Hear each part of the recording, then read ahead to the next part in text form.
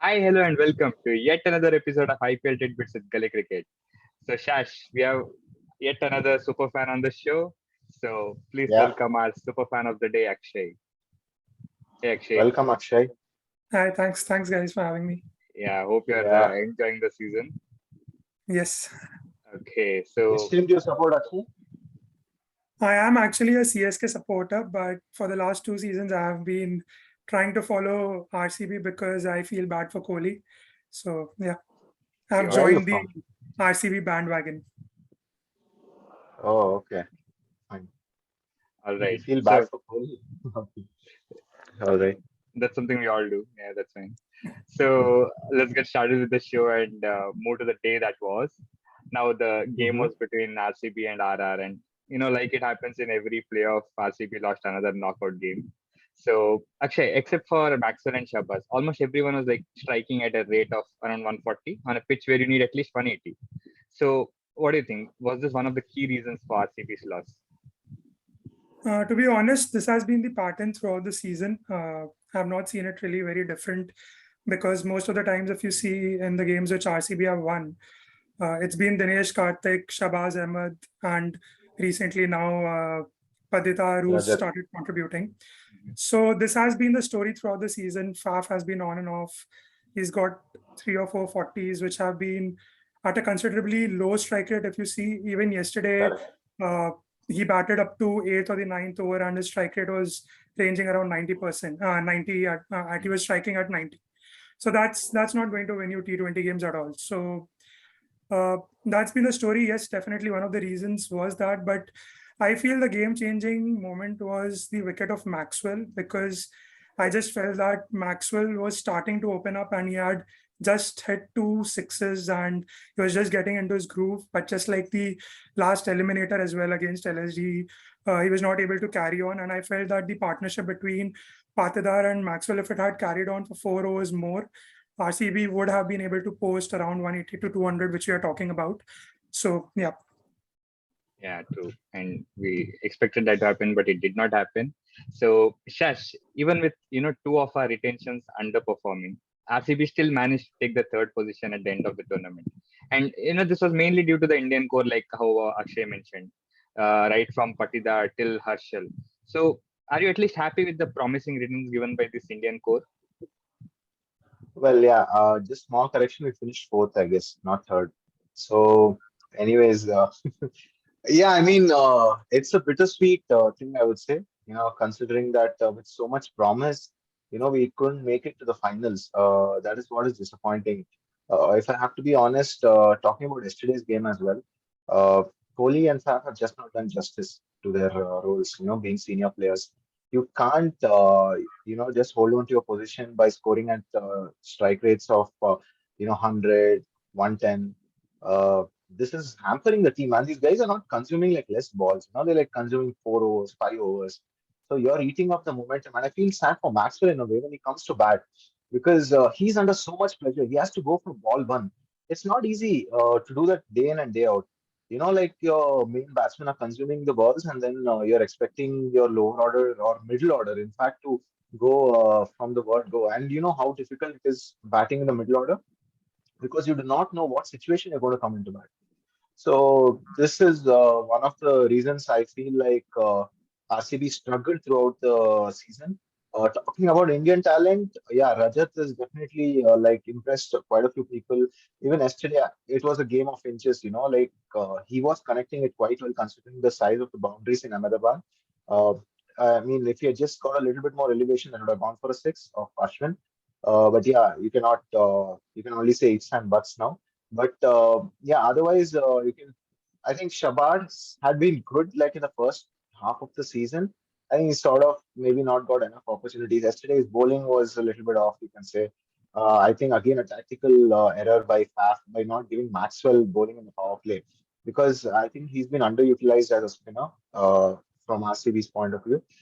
And yeah, other bright spot would probably be maybe who else is there? Marshall has been like phenomenal throughout the season, or like let's say for the last 3 seasons, in fact. He's been Mr. Consistent and he rightly deserves the call up for the Indian South African series. So he must be a certainty in the T20 World Cup as well. So let's see. I mean, yeah, and otherwise, yeah, Siraj again had a disappointing season. Not very happy with the way he's performed, throughout the season. For a retention player, he's definitely not, performed well. All right. So that was about the RCB inning. And now let's move on to the RR inning. Now there's an opener in their side who became the third player to score 800 runs in a season and is very likely to break, David Warner's record in the next match. And he also equaled Virat Kohli's record for most hundreds in a season with 400. So that's Josh Butler. So talk about that knock, Akshay. He's been in that sort of form, right? He tapered off, otherwise Kohli's record was certainly in danger. The first half, I think in the first 7 games, he already had about 600 runs. And then in the last 7, he scored just 120. But I think he saved the best for the last 3 games, which he was supposed to play. And yeah, it was one of those innings when you just know, I just knew that the matchup between Siraj and Butler was not going to work out in RCB's favor because one is in the prime of his form and one is just not performed at all in the season. And yeah, it was just I actually thought that there was a lot of tactical errors by Faf yesterday in terms of bowling changes. I felt like Hazelwood should have started the innings because the first over itself gave Rajasthan a lot of momentum, and from there you could just see shoulders dropping. So I felt that a lot of tactical errors also helped Butler yesterday. In these situations, when runs are just leaking out, I felt like Hasaranga would also have been a very good option in the power play because it's either a hit or a miss. Like Butler would have either hit him for 4 sixes or he would have gotten out. So that was just the matchup which I felt like the matchups favored Butler yesterday a lot. But yes, again, a very good innings on a tough pitch. I felt like 170 was a good total, which RCB fell short of. But I felt like 170 would have been a competitive total on that pitch because uh, the Ahmedabad pitch usually is a lot quicker in terms of uh, pace and bounce, and you could see it when McCoy was bowling yesterday. So yeah, I mean, I expected a lot from Hazelwood also yesterday, and he delivered well. But he did not get to bowl to Butler. That was the matchup which I really wanted to see. He just bowled that 1 over and he was really good. He just conceded 6 in that second over to Butler. But yeah, nevertheless, a wonderful innings, another one by Butler. The last one against Eden at Eden Gardens, you could see he was struggling for his timing. It was not due to the lack of intent. He was trying, but he was just not able to get through. But yesterday, right from the onset, you just need that start, and Siraj just gave him that. So once he's on a roll, we all know what he can do. So I certainly feel he's one of the best white ball batsmen currently in the world, and he's just proving that. And Gujarat really, really need to get him in the power play if they want to win the title. Yeah. So Yeah, I mean, just to add to Akshay's point, I do not understand why can't bowlers bowl Yorkers from the beginning itself? Who says it's only meant for the death overs? If you want to get a wicket, you need to get the main guy out. Like bowl your variations. Try confusing him, get him out. It doesn't matter how you get him out. You want to get him out. Now, I don't understand this. Like if you sense someone as a danger, right? And if you feel like the only way of restricting him is by bowling certain deliveries, bowl it at the front, tell him, give him that message that what we are here to get you out. We are not going to let you run away with the game. So this is where I feel like the tactical part of where the coaches come in with is like, I mean, Mike Hesson is a smart guy, like they should definitely have their plans. It was very imperative. The only way RCB could have won that game was if they picked up 2 to 3 wickets in the power play. And what happened was exactly the opposite. Like I honestly, after RCB, I didn't even watch the last over of RCB's innings when I saw them losing wickets. I didn't watch a single ball of the second innings because I knew it was more or less gone because we were at least like 20-25 runs short on the pitch. And once I was just checking the scores on Quick Info, when they were like 60 odd for no loss at the end of the power play, I knew it was done and dusted unless there's some miracle that happens. Because it was just way too much of runs being leaked in the power play. Whereas the Faf was telling that he felt like he was playing a test match, in the first 6 overs. I knew it was a little difficult, but just look at the shot of Virat to get out, man. I mean, Like, can you believe that a player of his caliber is playing? You could have uppercut that behind the keeper, or you could have hit it over the point, but you're not guiding it to him. I mean, questionable shot selections is what I would say. And the I worst think it's part a about team of that minds. was, yeah, sorry to interrupt, but the worst part Yeah, about it's that okay. dismissal was prior to that delivery, he was leaving the balls. And I was just feeling like he's playing in a zone because this was something which he was doing in South Africa as well. The last innings which he played in the test match, Mm-hmm. I felt like he Oh was yeah, getting into a zone. And but yeah, that then shot was just he got not into a on. shell basically. The South African match we're talking about, he got into a shell. He just couldn't get out of it. Uh, Bowlers were just waiting for him to make a mistake, and it happened. I don't think like I think he's overcomplicating things is what I feel. That is what is like putting him. I mean, it's a serious cause of concern. Like talking about Indian cricket, like him, getting out to so many spinners. That is like a big question mark, is what I would say. And getting out, like with unusual shots. If it's a good ball, I agree. I don't have a problem with it. But getting out to these type of shots where it could have been like played a lot better. It's so much so away from your body is the question. So I don't think he's quite clear in his thinking currently, which is not a good thing. Yeah, but And I don't see him in the T20 World Cup as well. If he's in this form, I don't want him in the squad. Correct, correct. Actually, yeah. I mean, if you have to be very honest, I he doesn't deserve a place. You have a lot of other players who are waiting, like for their chance to play for India. Uh, yeah, I mean, but it's up to the selectors. We cannot take a call, and in India things don't work like that, unfortunately. Exactly. So we just have to hope. all right. So he's got a rest for South Africa series, and hopefully he'll be back in some way. Yeah, So, but talking about Butler, that was a beautiful knock from him, and he equaled some records and broke some, and he got his fourth 100 of the season. So that also got him the man of the match last night. And Shash, everyone was predicting McCoy because I think it's 3 wickets and correct. a catch, but it was actually Butler who got the man of the match, and we had only one prediction for that. So, and it's a back-to-back winner again. So it's Craig Matthew who was on it. So congratulations, Craig. Sorry, 1 second. Yeah, Yeah, yeah.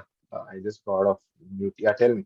yeah. The winner is Craig Matthew. He's won it for the second time now in Correct. a Yeah, row. there was only one entry. Yeah, Yeah, so you don't need the wheel today. You can just give it to him, I guess. yeah. Yeah, So I mean, congratulations, Craig, again. You picked the right guy. Uh, you, yeah, you stood out from the rest. You made the right decision, is what I would say. right. So Shash, now before we move on to the finals, I've got one last question for you. RCB had got a like near perfect team and almost got till the final. So what do you think should be their plan at the auction this time, so that next season they go one step ahead and actually get their hand on the trophy? You know, I would say like you have to be a little harsh on non-performing players. Let's be honest with that. You have to think about the team. You need to look at how you're going to win the tournament. That should be your ultimate goal. If someone is not playing, I mean, you cannot get with the emotions of the people because you are not here to please anyone. The only way you're going to please everyone is by winning the tournament, and you need to take certain decisions which will make sure or give you the best chance of winning tournaments. So they'll have to have a like they've been quite lucky to come this far. If I have to be honest, right? Especially in terms of the batting, it's like you're putting pressure on just a few players when actually there is so much depth in the batting. All right, Hasaranga has been fine, like really good with the ball, but what has he done with the bat? His question marks raised because you took him as an all-rounder and you paid him such a huge amount. Uh, yeah, I mean, but then I don't want to be too critical on that guy because that is not his main job. But some of the people, like especially in the top order, I think that's what let us down this time. Maybe not giving Finn Allen a chance. He's a destructive player, for God's sake. You need someone like that at the top. You've seen what Buttler has done for the Rajasthan Royals. These are the type of people you need to give chance and back them. uh, I felt that is where it sort of became an obligation since Pap became the captain that I cannot drop him. Now I don't think things should be like that. if it should be based on performance, irrespective of whether you're captain or not. Even so, what if you're a captain, you're a player, right, in a team? That is what should matter. If you're performing, you have to play. If you're not performing, then you have to look at other options. I remember KKR changing the captains midway through the season. Now, these are teams that are here to win. When is RCB going to do that? You just can't be a team which entertains your fans. You need to actually go out there and win tournaments, which you're capable of doing. So I definitely feel there are some hard decisions that they should take if they're very serious about winning the tournament. It's all right, supporting Mumbai to get into the playoffs and all that. But then you need to work for it and make sure that you like perform in the key moments. The people whom you have entrusted those responsibilities also take up the mantle and sort of deliver. As I mentioned before, Maxwell was coming to bat under so much pressure every time because of these guys at the top beating up so many balls. Now you also need even the match against LSG, he was trying to hit Bishnoi of every ball. He connected one ball. You need to give certain players a little bit of time. All right. So I feel it is a collective responsibility as a team. Uh, yeah, and I mean Siraj as well. You kept on playing him even if he is not performing. No, these are things that they need to look on. You have like 25 players there in the squad. No, tell them that first you perform, we'll see, we'll give you a long run, but don't expect to be in the team all the time just because of you're a retainee or what. I feel even Mumbai faltered in that. They never, even though Ishan Kishan was having an ordinary season, they never, I feel they also backed or like jumped the gun in terms of players like Daniel Sams and Tim David. We saw what they did at the back of the tournament. Uh, yeah, but I mean, Mumbai can do that. They won 5-8, but what have RCB got at the kicking? Absolutely nothing.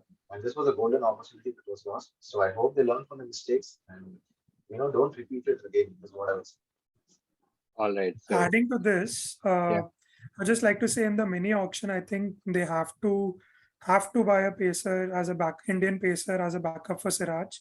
They do not have a Correct. quality backup. I don't think Siddharth Kaul is a quality backup in that sense. That is also one of the reasons why they were tentative or they were not able to make that harsh call of dropping him because they did not have a solid backup for him. And apart from that, I think another middle order batsman. I really Maybe, respect Lumror. He's done uh, really well for Rajasthan also and for RCB also. I feel like he's hit those 15-20 runs whenever required. But I still feel that not bad at all. just like his innings last night, right?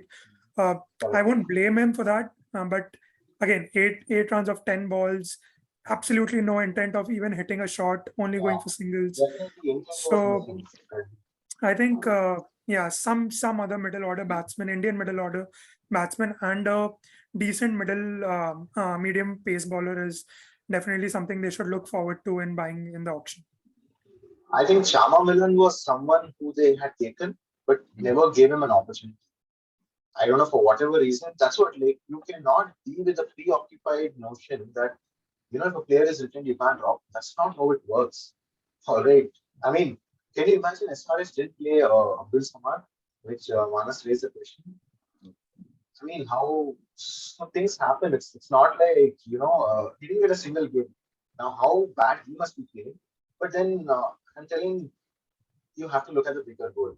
You have to see what is the best fit for your brand. If Faf was not performing, it's okay. Make someone else who midfield as a captain and give Finn Allen a chance because you need that opening. Because Virat is struggling. It's there for everyone to see. But then if you're not taking those harsh decisions and it's impacting the team, and now you lost out because of such things. Yeah, it is obviously you can try and tell we'll come back next season and all that, but you're not looking into the reality. Is what my question is. Yeah. So it's okay. Let's hope they get there around next time. And till then, we'll move on to the final. So, Yeah, the big final is between now the Gujarat Titans and Rajasthan Royals on the 29th. So, actually, in January when Hardik was announced the captain of Gujarat, there were so many trolls, memes made on this team. But then it was him who took his team to the number one position on the points table. Then it was him who took them. It was the first team to qualify and now the first team to reach the finals as well. So, how do you rate him as a captain? I was one of those. I was really critical about the decision which the Gujarat management had taken, because Hardik had not played some serious international cricket for like 2 years since that back injury, and he was not bowling particularly. So that was something which I had in my mind, that probably won't even last 14 games. How are you just keeping the trust in that guy to lead your side through the journey? So I was one of those, but to be honest, he surprised everyone. But still, for me, the rating still would not be more than 6, maybe, because I have not seen him taken those bold decisions, or he's not been put into those situations, at least what I've seen, that he's made some major decision which has impacted the game. Uh, I would say Gujarat has had a lot of luck this season in terms of closing out games which they probably would not have. Uh, if it would have been probably having RCB's luck, as we say. Uh, like Tewatia's finish, Miller's finish, Rashid's finish, even the last game scoring 16 of the last over. Uh, so they've had these last over wins this season. But what we hear from the presentations and what the players say, it seems like the team environment is really positive, and the combination of Hardik Pandya and Ashish Nehra is really working for the team. Uh, the real test, according to me, of his captaincy will be the next season, when he has to replicate this performance again, irrespective of whether they win or not. According to me, Gujarat has been the standout team of this IPL, and they definitely deserve to win this IPL. Uh, yes, he's made some good decisions in terms of the playing combinations which he's played out. I did not expect him to back Miller the way he did. Uh, and he's come off. That's the best part about that, right? There has to be some luck factor as well involved in that. So that is why, according to me, uh, for me, the rating will still be 6, even though he's made it to the final. For me, the main thing is how he replicates it in the next season, because a lot of fair share of luck has been on Gujarat's side so far. So I would not be criticizing him as well, and I would not be overloading him as well, because a lot of things have gone in their favor. Yes, so he's been very lucky, and we hope the luck carries in the final game as well. So that's about GT. Now moving on to RR Shash. We've already spoken so much about RR because they're in the last game, but UZ was wicketless in the last game, and he also lost his purple cap. So with the Ahmedabad pitch not assisting spinners much, do you still think UZ can retain his purple cap in the next game? Yeah, he definitely has a chance. I mean, like he's too good a bowler. He's that skilled. He's very smart as well. Uh, I think it was just an off day yesterday. I think he came back quite well the last over, where he conceded just 7 runs, which was again a crucial turning point in the game yesterday. He definitely.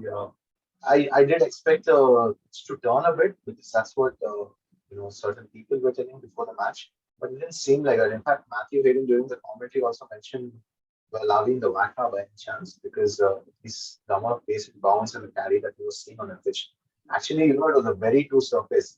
If you had just negated a bit of movement in the beginning overs, you saw what Buttler did with our batting, or sorry, with our bowling. So, I mean, it was coming onto the bat quite well. There was nothing wrong with the pitch. So, yeah, you have to face a little bit of counter, a little bit of sea movement. What do you expect? Everything is not given on a platter, right? You need to do a little bit of I mean, like you need to ride over certain situations and then capitalize when the moment is right. So that way, I think that's what Buttler did as well yesterday. Uh, yeah, I mean, he was attacking right from the first ball. Now, yeah, I mean, coming back to the Chapel thing, uh, I think he'll be up for it. I think it's his first final that he's playing. Uh, or did he play when he was there with RCB? 2016, I think he did play.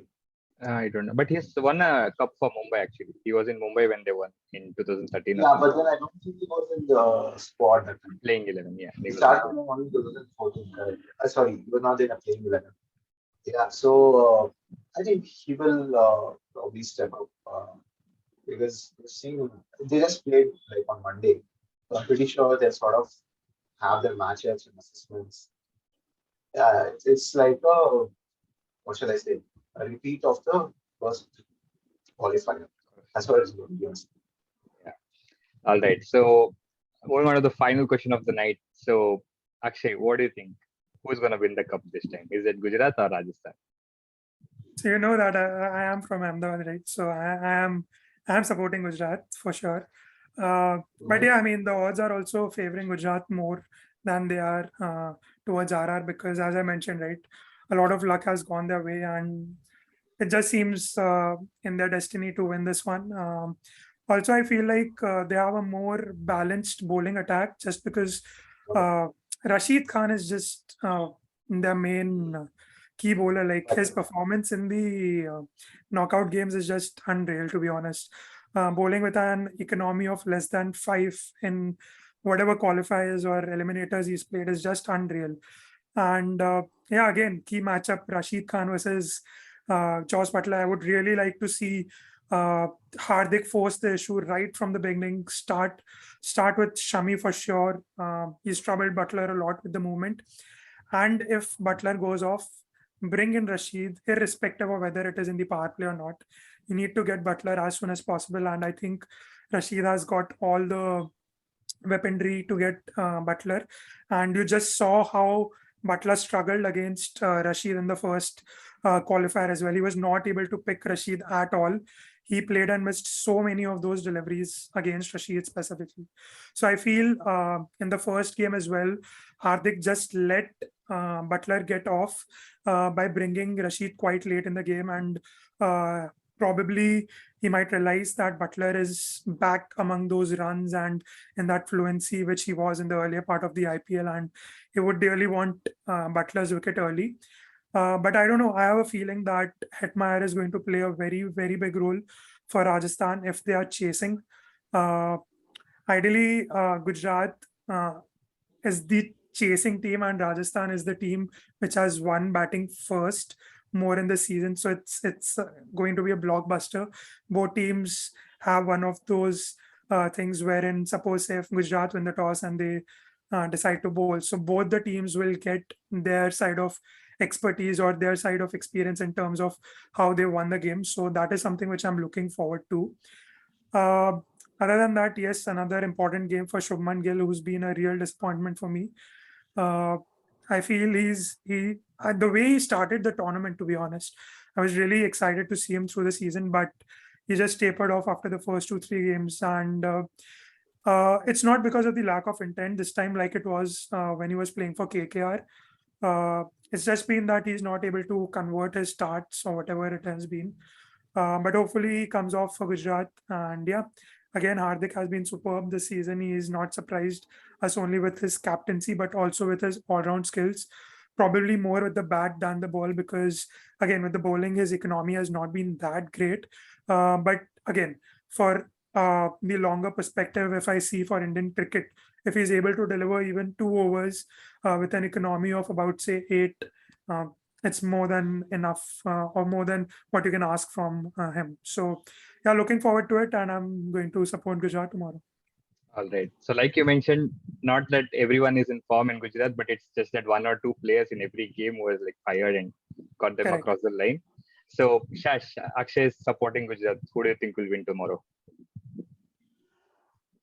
I mean, I honestly, yeah, I would probably go with Gujarat as well because I feel like Rajasthan, they've somehow managed to win games. Is what I feel. Sanju Samson has been ordinary. Let me be very honest. He's never lived up to all the hype that people. Even yesterday, his strike rate was what 100. Only one. See, this is the problem with him. No, he's not able to consistently perform. That's why he finds himself not winning the league. And it's mainly been the Butler show for Rajasthan. If you get him early, uh, you'll have to see how well the young Indian impressive left-handers in Yashasvi and with the particular stand-up. I think that will be very important for Rajasthan if they have to, go all the way if Butler gets out of the league. And it's definitely going to be a test uh, because with the ball moving that much, Shami would definitely be a handful. And as Akshay mentioned, if Pandya needs a brave move of getting Rashid in the power play as well, because which he's not done, he's not comfortable putting in the power play. But then you need to make these out of the box in the big games and then it works. So yeah, I would also take my scale slightly towards Gujarat because of the consistency they've shown over the tournament. All right. So two of our panelists, in fact, all three of us are supporting Gujarat and hoping that Gujarat wins. So with that, we come to an end of our preview. And do not forget, guys, one last opportunity to win the man of the match contest. So the rules are simple. You just have to predict the man of the match, and your time till the first ball of second innings is bold. And that is tomorrow around 9 o'clock. So you have a lot of time. So think and comment and win a voucher. So with that, we'll see you maybe in the next season or maybe before the India South Africa series. So enjoy cricket. We are expecting a blockbuster. Do enjoy and see you soon. Cheers.